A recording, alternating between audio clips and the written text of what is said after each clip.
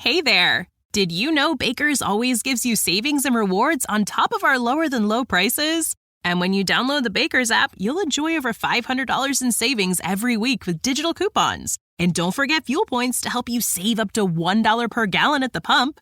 Want to save even more? With a Boost membership, you'll get double fuel points and free delivery. So shop and save big at Baker's today. Baker's, fresh for everyone. Savings may vary by state. Restrictions apply. See site for details.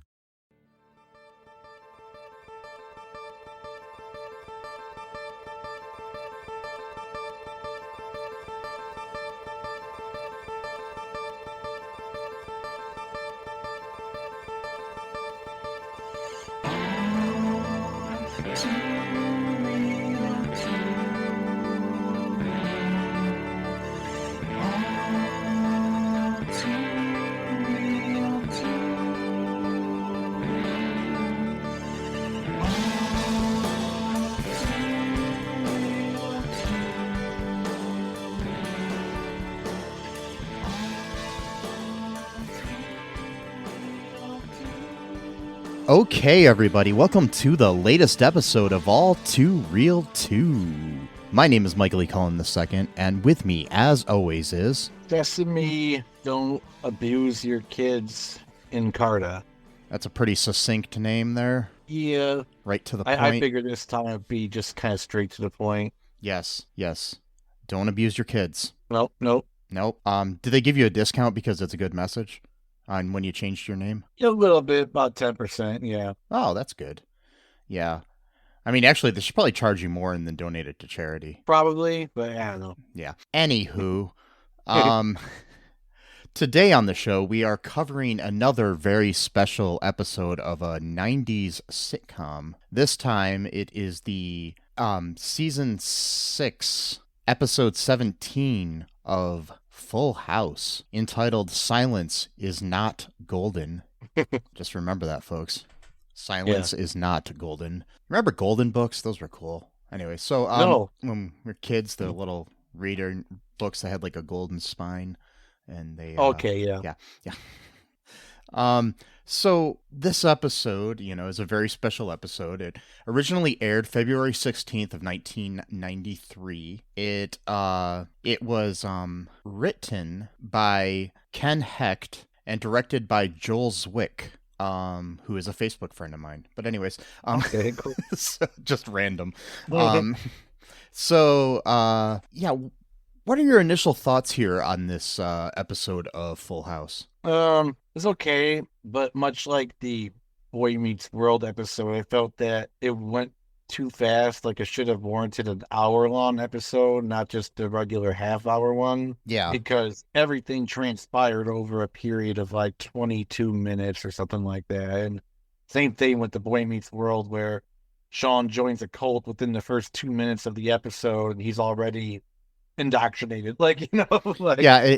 It also my main issue with it is they had an A story, a B story, and a C story in this episode. Yeah, so, all within 22 minutes. Yeah, so it was like, I mean, I know they did that a lot on this show, but because you had such a large cast you had to kind of cater to. But maybe this one should have just focused on Stephanie.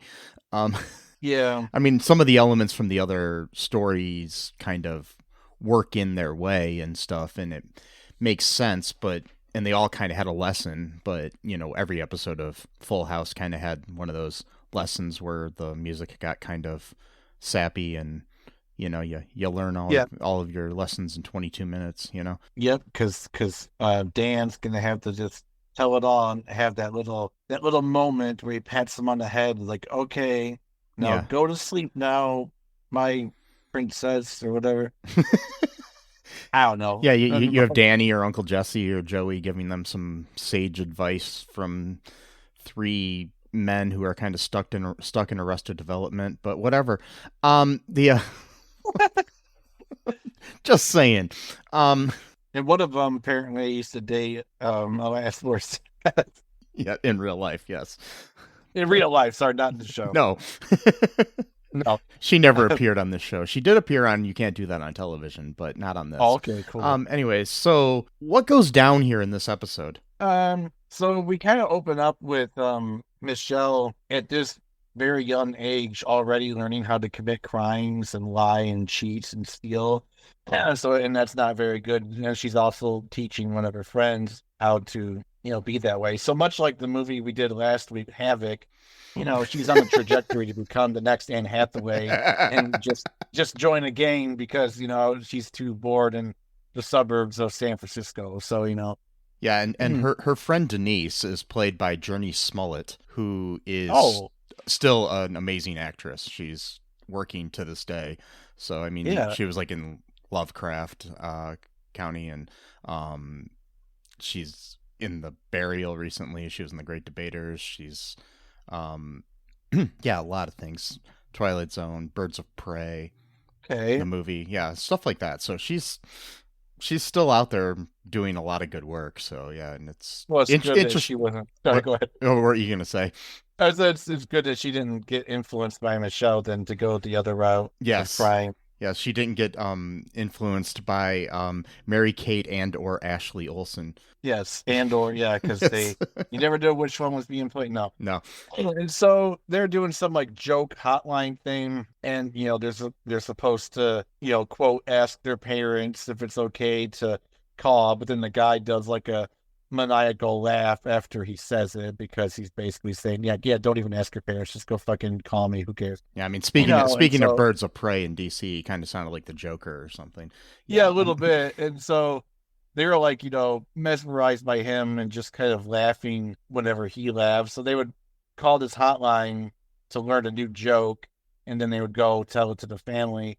But they've been doing this like all throughout the month, just racking up, a bunch of money for the phone bill. So that's like plot A, I guess. And then we get the thing with Jesse. Well, that's probably I'd say the B plot. The The main B star, yeah. because it's not necessarily an order of appearance; it's an order of importance. Oh, Yeah. it's an order. Okay, I got you. All right. Yeah. So that's yeah. Okay, yeah.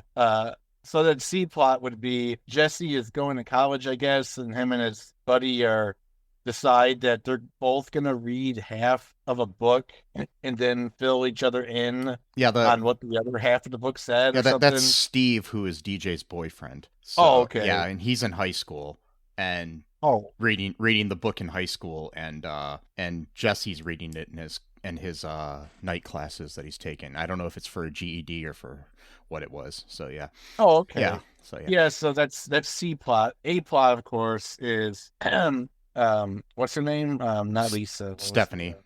Stephanie. There's like this kid at her school. It's kind of like obnoxious. He's sarcastic and things like that. He's kind of like, the chip on his shoulder. He sits on his desk with his feet on top of his desk. That kind Yeah. of thing. And so the teacher hears them kind of arguing and trading barbs with each other. And so she's like, "Okay, I got an idea. We're gonna partner people up with people they might not normally be partnered up with and try to find something good about them." So then she partners up Stephanie and this guy. His name is Charles or Charlie. Yeah, Charles. So yeah, Charles. Yeah, and before that, the Stephanie has two friends named, I believe, Jennifer. They're both named that. two friends. And one of them is a young Danielle Fishel from Boy Meets World. So Awesome. That's cool. yeah, It's like Topanga, you mean? yes, Okay. Yes, kind of. Speaking of Boy Meets World, yeah, Yeah. I was talking about. And so Charles comes over to the Tanner house. He immediately insults Danny, Stephanie's father, yes. and then they go up. We go up right after Danny was telling Stephanie that you could find something good at pretty much everyone, and then this kid insults him, and he's like, "Yeah, maybe there's not good at everyone." Yeah. Little brat. And so Miss Aunt Becky says, that boy could, somebody needs to teach that boy some manners. oh right.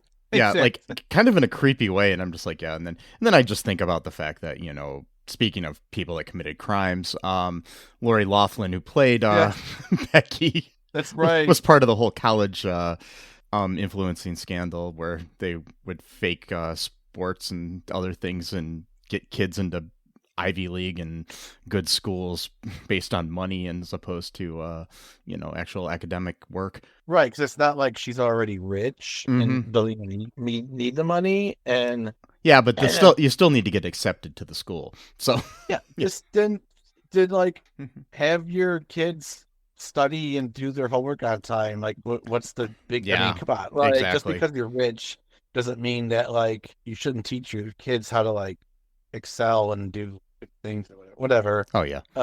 They're studying or whatever, and then Michelle runs up and says, you forgot to take the trash out. Dad's really mad at you. He's gonna deal with you when you're done with this. So then Yeah. Charles just assumes that every parental figure beats their children. So he's like, oh man, like you're gonna get it, whatever. And then he's like, hey, you know what really works if like you try to think of like a funny movie while it's happening. And she's like what's happening? Like Home Alone like, or yeah, Roger Rabbit. Yeah. And she's like, well, what's happening? He's like, yeah, when he's hitting you, or I forgot what he said. When he's pounding you. It's like that sounds even worse. I know it does. It sounds even. Damn it. I'm surprised that Dan Schneider didn't write the script for that episode. No. With the subtext. Well, I mean, the thing is that pounding. I know. This clearly means beating up. Yeah, I know. So, yeah. No, I know. I'm just saying. It and plus, Charles living in San Francisco is somehow from the Bronx.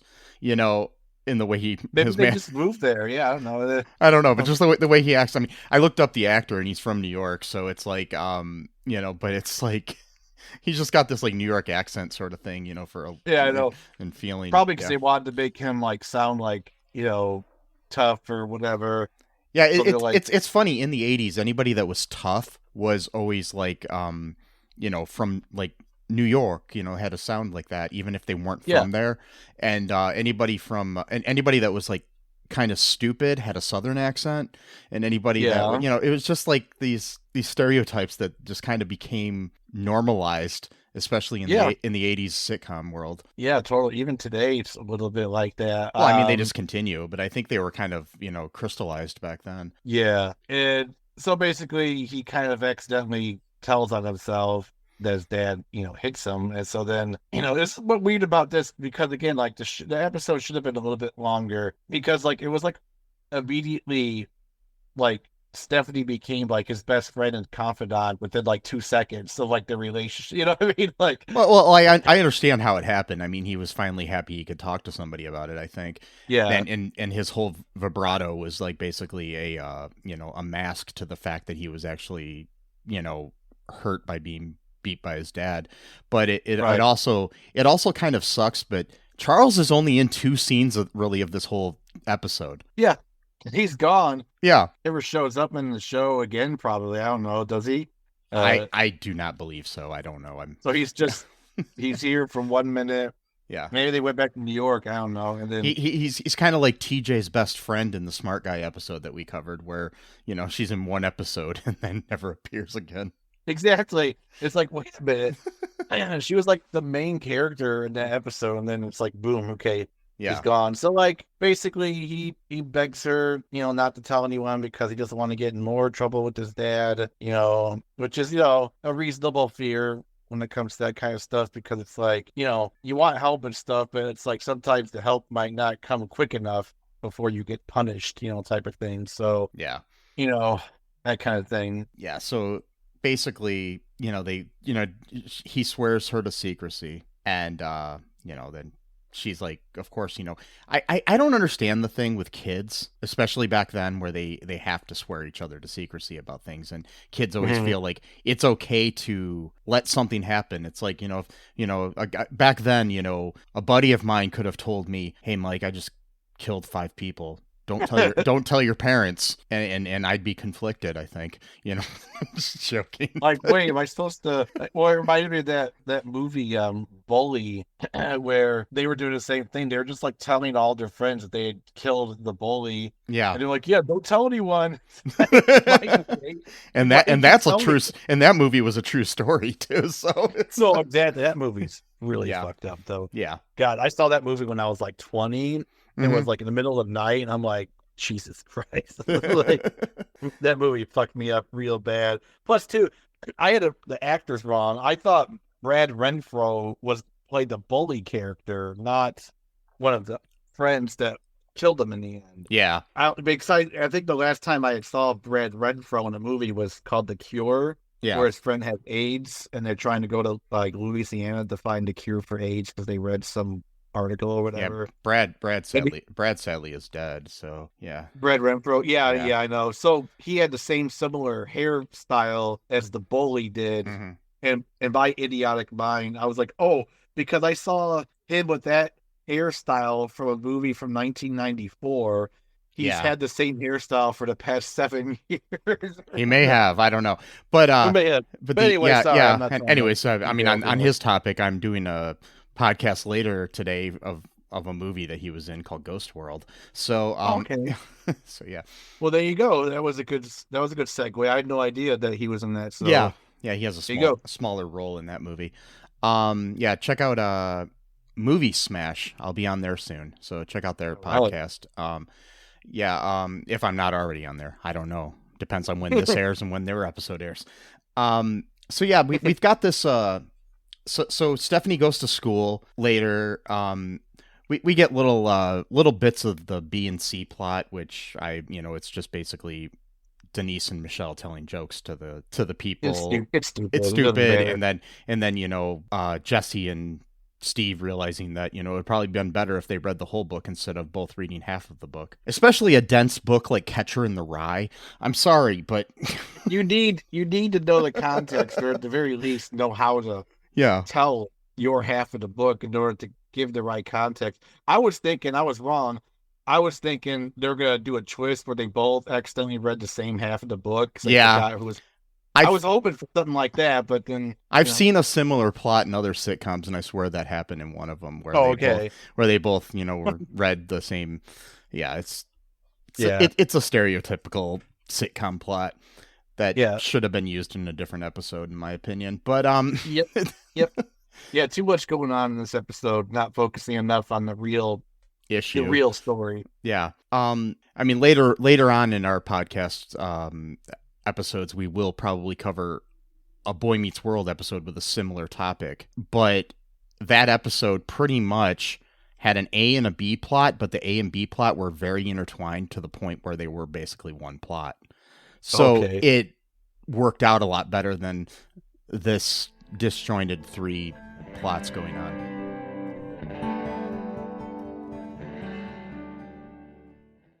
Do you have dreams that you want to achieve but are scared to do so due to self-doubt, fear, and other people's criticism?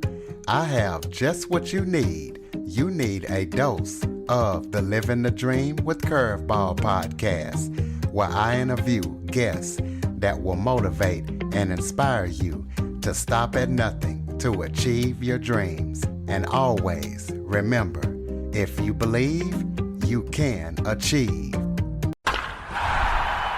Living the Dream with Curveball podcast is available on your favorite podcast app. Hey, everybody. Why don't you give the old Black Lincoln Collective podcast a listen? We're funny, we're fat, and we're here 24/7 at blcpodcast.com. Anytime you want to listen, anywhere, all your favorite podcast apps. Of course, we have a YouTube channel where you can stream live with the show. Check out our shorts. We're funnier the less you hear of us. That's been a Black Lincoln Collective podcast at blcpodcast.com. So basically, Stephanie goes to school, finds out that Charles is not there, and she's got to find a new partner, and wondering where Charles is. And the teacher says that he fell down the stairs, that his dad said he fell down the stairs, which, basically means he probably got pushed down the stairs by his dad. So he wouldn't be in school for a while. And so she needed a new partner. My thing is why would she need a new partner? Her job is to write something good about somebody. She could still write. She could still write something good about Charles, even if he's not there. I get write something good about her, but who cares? That's the other thing. Yeah. So, because I forgot to, there's a great line in this episode where Stephanie's like, so last week when you came into school with the black eye, you said you hit a door or ran into a door. He's like, yeah, a door named Dad. And I'm like, oh my God. Like, I know it's not.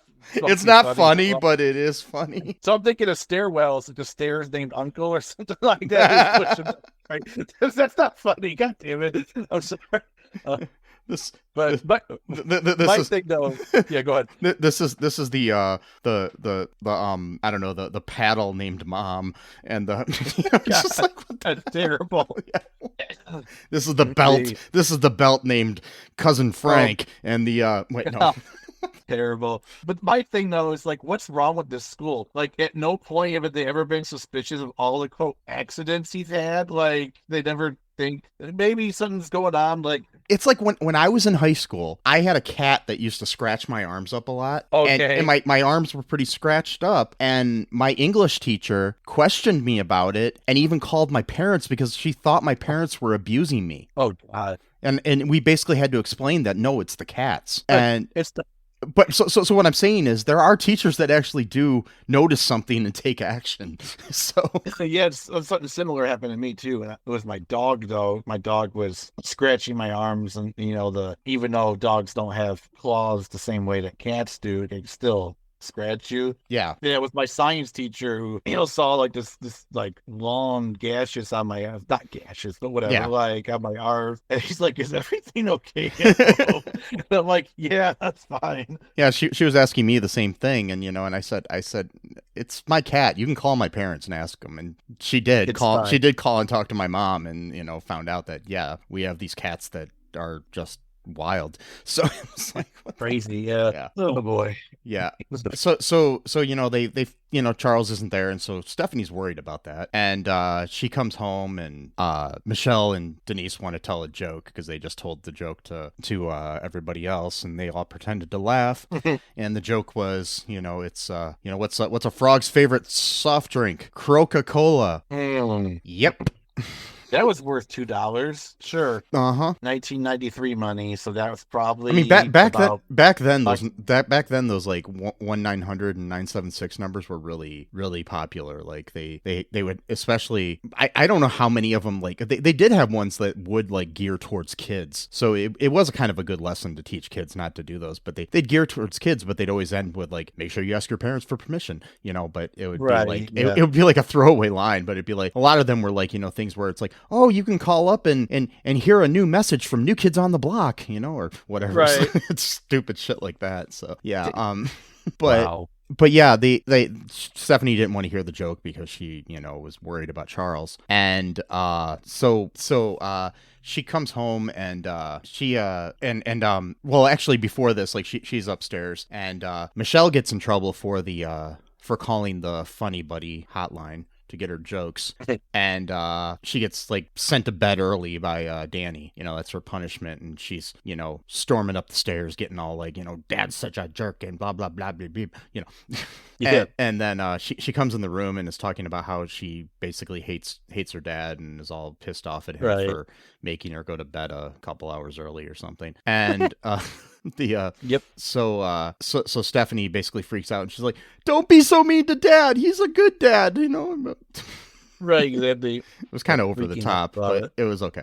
But so she's basically saying that some people get punished a lot worse, and everything, and then so they're fighting, and and Jesse comes in. Uncle Jesse, and so Jesse's like questioning what Stephanie is talking about, that kids get punished worse than that, and she's reluctant to talk about it because she doesn't want to break her promise to Charles.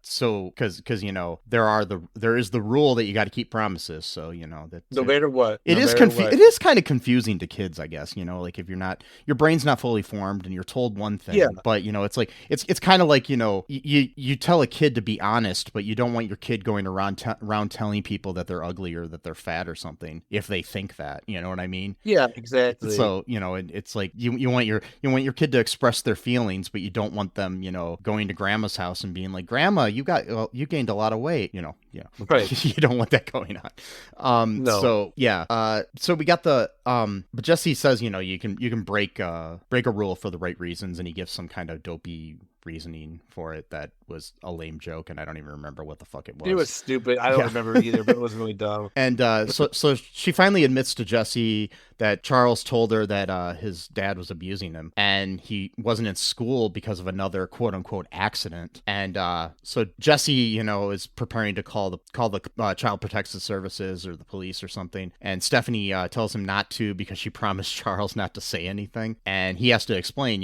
like if we don't do something, it's just gonna happen again, and which is a good thing. You gotta make sure that kids know that. And they report the abuse, and so then Stephanie comes home from school like a week later and tells Jesse worriedly that Charles is still not in school, and he says that he just found out that Charles has been placed in a foster home while his father is being dealt with, implying that he was arrested or whatever, and hopefully getting the help he needs. Just saying, because rehabilitation is part of prisons that kind of went the way of the dodo.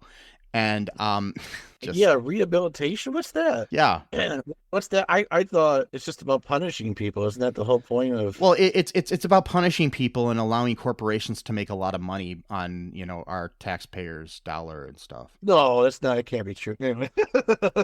No, because they have lobbyists that talk to these people that are in this thing called Congress, and they give them money. So it's all about this other thing that it kind of rules the world that's called capitalism. And, I've heard of that actually. Yeah. See, my theory is, if someone does something bad, that should define them for the rest of their life, and they should never, ever have the chance to become a better person. I think that's a good society. I think that. No, when I was a kid, I hit my sister once, so I should be considered a horrible person the rest of my life. Forever Yes. and ever. Yeah, that makes sense. Mm-hmm. So we definitely should not be rehabilitating people, is what I'm hearing. Yes. That's the message. That's the all too real to message today. Or our advice. It's our advice. And I forgot. and by that, we mean listen to the exact opposite of what we just said, because that's not really what we feel. So basically we need... I forgot, because one of our fans has recently said that we're an advice podcast. So I'm forgetting that. I'm forgetting about that. Yes. If you're taking your lessons on how to live your life from all too real to, I'm kind of worried for you, buddy. Yeah, you got 99 problems, but our podcast ain't one. Okay, just saying. So she basically, he says he doesn't understand how Charles' father could be so mean, and Jesse admits that that he doesn't understand it because he looks at Stephanie and her sisters and his sons Nikki and Alex and questions why anyone would deliberately hurt their kids. Because which I agree with wholeheartedly. So then it's dinner time. DJ, comes in and tells him it's dinner time, and Danny is showing up with some pizzas, and Stephanie gives Danny a hug and basically, saying, showing that he's a good dad, and says that she's just hugging him just because, and he accepts the hug, and then we get our credits at the end, and that was the episode. That was it. That was the whole episode. So although, go ahead. Yeah, I'm just thinking here, we're talking about promises and secrets and whatnot, and she confided into her uncle. I'm thinking, I'd say the uncle should also tell the father, because that seems a little weird too. I'm sure he had, because there was a week in between when he called the cops and when they found out the thing. I'm sure it happened off camera. Okay, because I was kind of saying that's kind of a weird secret to keep. You know what I mean? But I mean, and to be fair, I don't think he's keeping the secret. It wouldn't be. I'm pretty sure that even if they were a husband and wife are going to tell people things, and they're kind of not that they're married, but they're all Joey, Jesse, and Danny are all raising these girls together. So it's they're all kind of in a way equally parents. It's kind of like My Two Dads, where she has two dads. But so that's a good show too. Yeah, it was created by Michael Jacobs, who created Boy Meets World. But anyway, so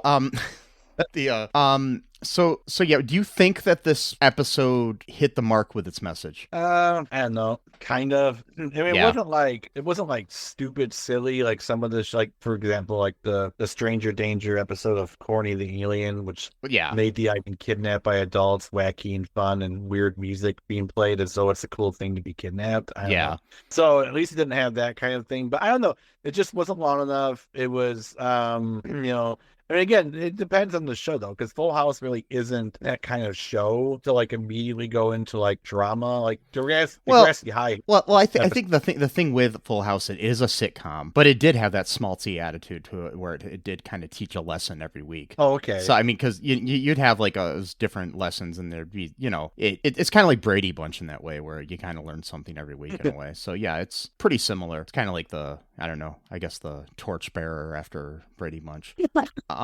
So yeah, there was I think it did kind of, make the point in a way that kids can kind of digest, I guess, so a kid could see this episode and be like, yeah, if I'm in school and I have a friend like Charles who's being beaten up, I might, say something to my mom or dad about it, right, or my uncle Jesse, or your other uncle who's not really related to you in any way. No, not apparently. Was cheese in their pockets, I guess? Yes. Some weird. That's because he's a funny stand-up comic, so he has to, yeah. And also an abusive boyfriend that Alanis Morissette, allegedly.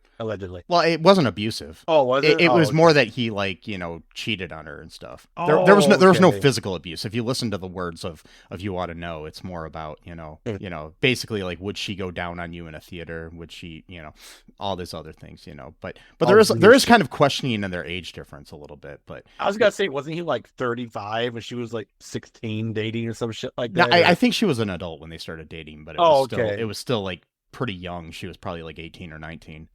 It's so weird to imagine that guy dating the last. Yeah, if you go to the Cullen Park, I think it might be a link to it, but if you go to the old Andrew Z in the Morning YouTube channel, there is an interview with him where he talks about it that I recorded on video years ago when I used to do video for a radio station. So I mean, I've met him. So okay. He was a nice guy. Yeah. I mean, that's cool. I know you met Tom Green. You did not think he was a nice guy. It was a much better interaction with Dave Coulier than it was with. And I believe I may be friends with Dave Coulier on Facebook too. So anyway, I'm sitting there talking. We're just speculating. We don't know all the issues. So edit that part out. No, I'm not going to. It's nothing. You didn't say anything bad. So there was a PSA added at the end of the episode, like a little 2-second thing that had John Stamos and Jodie Sweetin in it, who play Jesse and Stephanie. Where it said, "Hi, I'm John Stamos, and I'm Jodie Sweetin. Child abuse cannot be ignored. If you're in trouble, or you know someone in trouble, or you just need to talk, then you can call the child abuse hotline, blah, blah, blah." And then Jody at the end says, "Remember, if you need help, someone is there for you." I will add some kind of abuse hotline, or abuse, website, to our show notes in case you do want somebody to reach out. I'm going to do some research and find a good one to add to our charities at the end that you can donate to. So hopefully that'll help you guys. If there is any kind of issue like this in your life, even for adults, because, there are people in abusive relationships and things of that nature that, need to be tackled. Yeah. And even if men too, not just women. Yes. I know that men sometimes feel like they can't talk to anyone because they'll feel like they're weak or whatever type of thing, Yeah. That's another thing. Yeah. Just you talk up. Or yeah. You don't have to be a kid or a woman to be abused. It happens to, our, guys and gals and non-binary pals, so, that's a good one. Yes. I like that. Yes. I like that. So it's, anything else you want to say about this episode? Not really. It was kind of it was just meh for me, but oh yeah, me too. It got frost. That's the main important part. Honestly, the whole series of Full House was kind of meh for me, but I was never. But yeah, I did watch it a lot because my sister liked it a lot and other things. So I've probably seen every episode at least 4 or 5 times. So oh wow, over the years, because I mean before internet, there would be like whatever's on cable, you got or regular TV in the afternoon is what you kind of have to watch. That's pretty much what you have. I mean, there's nothing. And it was like okay, we can watch a rerun of Full House or watch a rerun of Taxi or something. It's just like depends on what you felt like at the time. And when you're a kid, you're probably more geared to watching something like, a rerun of Full House as opposed to a rerun of Cheers. But when you're an adult, you might be the other way around, So it's just, right. Yeah.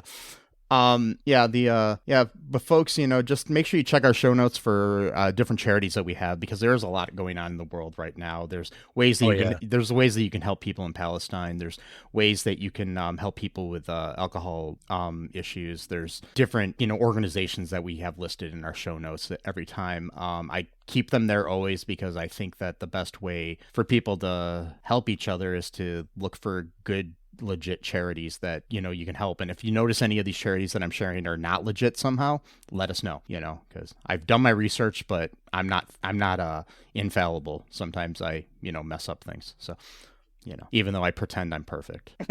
I mean, I look perfect because I'm beautiful, but I'm perfect too. We're all perfect. No, not really. Yeah, I'm beautiful no matter what they say. Words can't bring me down. No. So, anyways, folks, make sure you check out our TeePublic and our Patreon. Good ways to help support the show. Share the show. Give us a 5-star review wherever you can. Check out all of our social media. Comment on our videos on YouTube, or anywhere else you can give us comments. Engagement helps, especially if you want to get married. Engagement really helps. Well, I mean, that's kind of required, maybe not. No. Sometimes some people. I mean, I've known people that just got married the day they met each other. So So in Vegas, where if it happens in Vegas, it stays in Vegas. I hear, but well, I've been told, yeah. So when I killed that small family in Vegas, it just happened there, right? I was gonna say too, like, what if he murdered someone? Like, well, Vegas rules, so yes. But yet there's a CSI show placed there, so that's right. There's a CSI. There's gonna be a CSI Toledo at some point. I'm sure. They got one in freaking Australia now or some shit. Like they've got so many of those like there's the NCIS ones too. There's the CSI and NCIS are taking up like everywhere. It's like you got So or you got like 50 shows taking place in Chicago. So yeah, exactly. Or 120 Law and Orders. Yep. I think they're all gonna eventually just be one big show. It's like the MCU, but it's like a different. I don't know what you would call it, but basically a cinematic universe. Yes. So, anywho, folks, remember this, that I love you, Sesame loves you, and until next time, bye-bye. Thanks for listening to All Too Real 2 podcast, a Cullen Park production. Produced and edited by Michael E. Cullen II. Music by Matthew Haas. Subscribe and share the show. Visit us at cullenpark.com.